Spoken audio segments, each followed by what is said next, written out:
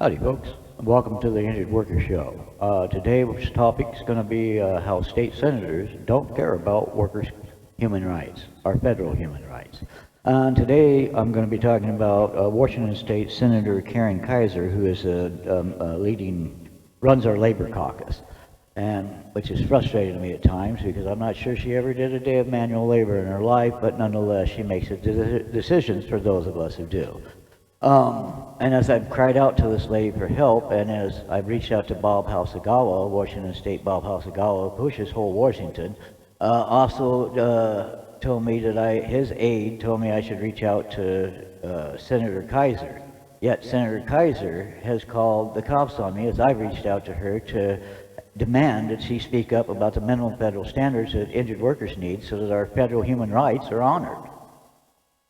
So today I have come across her Facebook feed, and her Facebook feed has on it something I'd like to share with folks because she wants me to care about one of her issues for her son. And let's see if I can bring up the Facebook page here. I'll see if I can make this small and show it to you guys, and I think you can see this now. And I'll just go on. Basically, it's Senator Karen Keiser's page, and she says, "My son left for SeaTac Airport at 10:30 this morning, taking an Uber that cost $60 to go 4 miles to the light rail station. Surge pricing, aka price gouging. Doubt the flight's supposed to leave at 1:30. He's still at SeaTac. It's nearly 7 p.m. now. Do air travelers have any rights?" Well, you see, Senator Karen Keiser, that would be, let me come back and bring you up here. That would be under the federal laws, these rights that you want for air travelers. Those would be federal laws that would have to be addressed, and some federal standards. So you want me to care about your son's privileged flight not being accommodated for him in a timely manner during a coronavirus and whatever it is, breakout, yet you don't want to address the human rights violations of workers in this nation that I have brought up to you, as you said, on our state lawmaker, on our labor caucus, and I've been asked by other state lawmakers to ask you to step up and represent us and have our voices heard, and the laborers' voices heard, as we cry out in America for some minimum federal standards as our human rights are being violated by state lawmakers like yourself, Karen Keiser. I'll leave it at that. I just wanted to keep it short and sweet and say this is why we're felling America's injured workers, because state lawmakers basically are hypocrites like she is, but she wants me to care about her privileged son's human rights basically being violated and his federal rights as an airline passenger not being violated in some way, form, or fashion by having to not get his flight on time.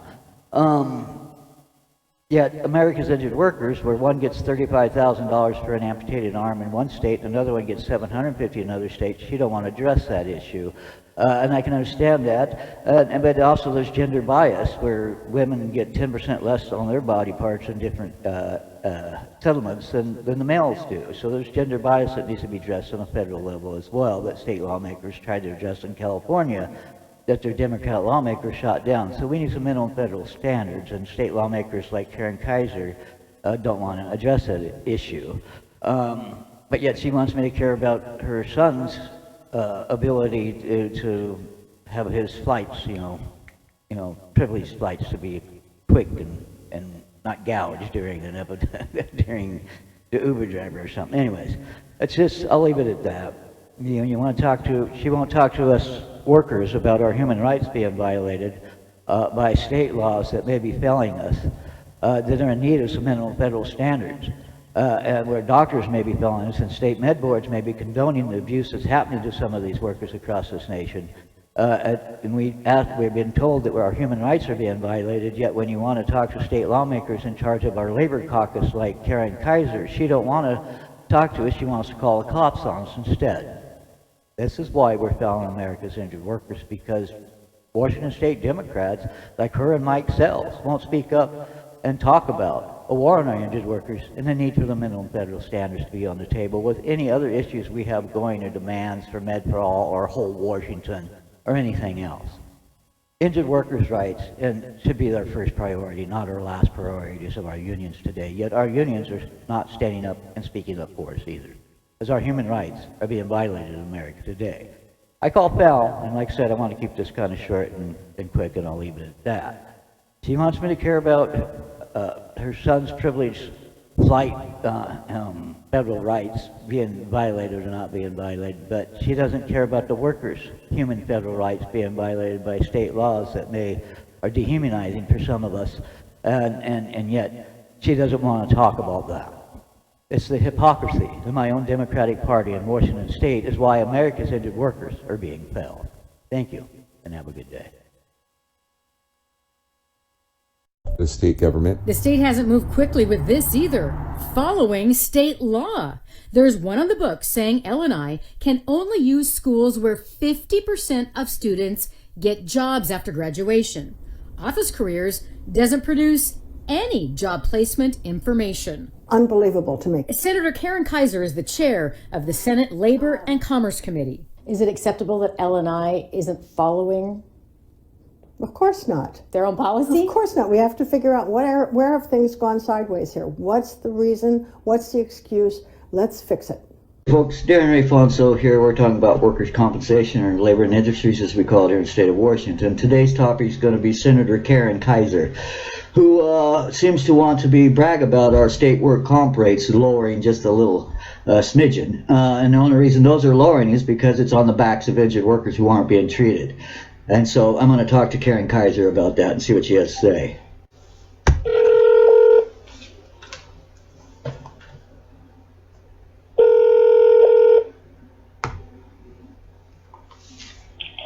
Thank you for contacting Senator Keiser's office. This is Jennifer. Hi, Jennifer. I would like to leave a message for the senator, if I may. Sir, your message yesterday was received and has been reported to security. Thank you for calling. Oh, I'm recording this, by the way. Is that all you got to say? That you're reporting me? Tonight, a dramatic result from the King 5 investigation, School of Broken Promises. The State Department of Labor and Industries is now forbidding any more injured workers to attend Office Careers, the unaccredited online school at the center of our investigation. Susanna Frame joining us with a new twist in this, Susanna. That's right, Joyce and Mark. Because of our investigation, L&I has put a moratorium on retraining injured workers at the school until further notice. But tonight, advocates and injured workers are asking, why did it take so long? We found for years warnings about Office Careers rolled in, yet officials at L&I looked the other way. Receptionist, veterinarian front office, file clerk and courier, cashier, security guard. Angela LeClaire of Longview is no quitter. Data entry clerks, phone customer service. Since earning the certificate from Office Careers showing she successfully completed their training, she spent 9 months applying for any office-type job she could find.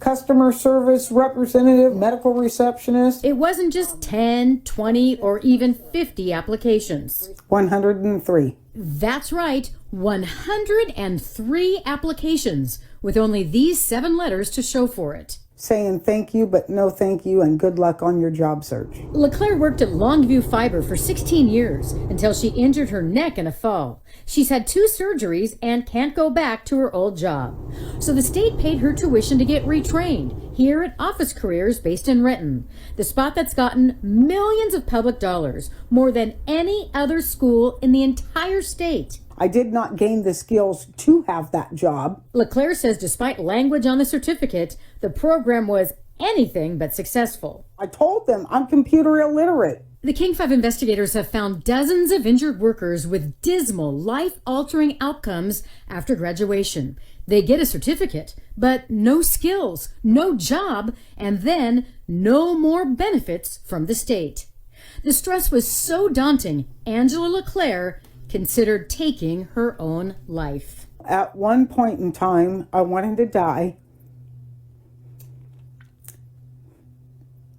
because it's hard when you work so hard to earn a living and try to have a decent life and then have it all taken from you. And did this program make it worse? Yes. Yeah, because I'm like, I don't know computers. I'm like, how am I going to do this? The instructor is able to demonstrate what to do. The school's owner, David Jordan, says he offers a quality program and he hasn't received any complaints. We have no reason to believe that we're defrauding anybody or not doing a great job. So if there's a problem, we're not hearing about it. The state's definitely heard about it. LNI's own expert authored this 2017 study saying the school shows little to no evidence of using best practices. It's a problem that doesn't work well for student success. It's extremely frustrating. Catherine Mason is one of dozens of attorneys representing injured workers who've complained to LNI. She wrote this letter about her client, Diana O'Halloran, in 2008, 12 years ago, saying with the shabby office careers training, it's ludicrous to think she could get a job as an office clerk, and urged the state to take some time to look into office careers. The state of Washington knows. They know. For years. For years and years and years. And for the last 6 years, judges across the state have repeatedly ruled office careers is harming, not helping disabled workers.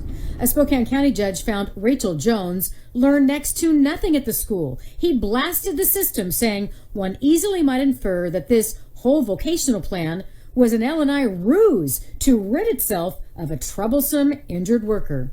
Is office careers just an easy way to cut people off from their benefits? Absolutely not true from my perspective. Rich Wilson oversees the worker retraining program at LNI. He admits to hearing about problems and says they have taken action. And most recently, we initiated an audit of the school. That's great you're doing an audit now, but some people might say, what took you so long?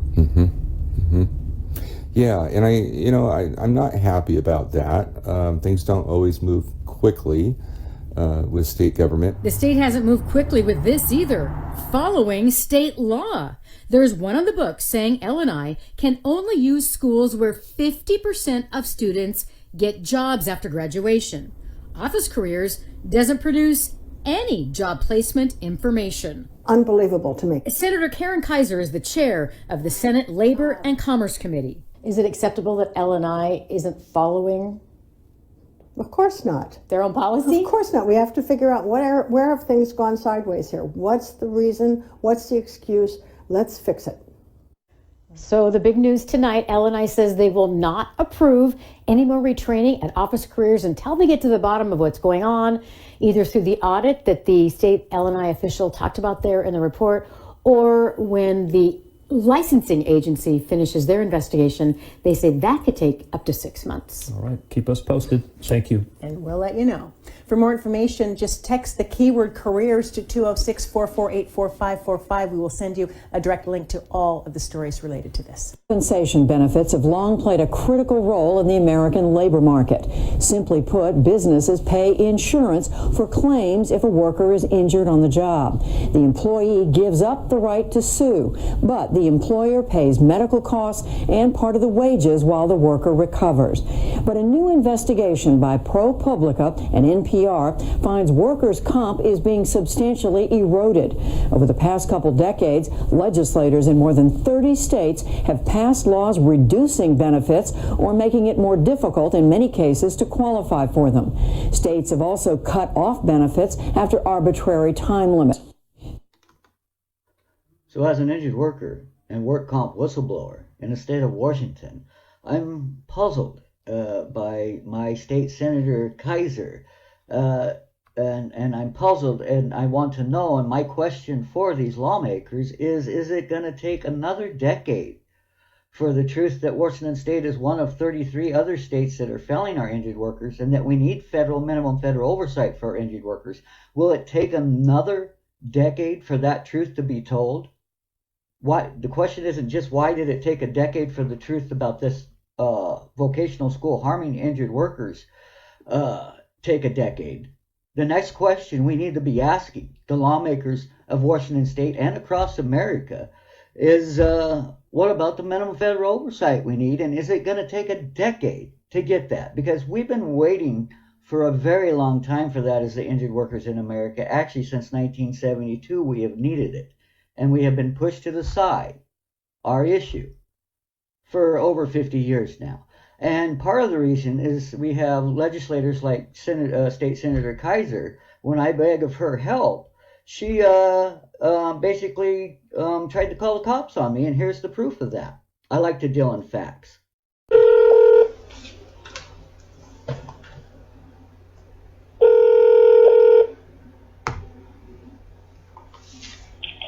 Thank you for contacting Senator Keiser's office. This is Jennifer. Hi, Jennifer. I would like to leave a message for the senator, if I may. Sir, your message yesterday was received and has been reported to security. Thank you for calling. Oh, I'm recording this, by the way. Is that all you got to say? That you're reporting me? To make. Senator Karen Keiser is the chair of the Senate Labor and Commerce Committee. Is it acceptable that L&I isn't following Of course not. their own policy? Of course not. We have to figure out where have things gone sideways here. What's the reason? What's the excuse? Let's fix it.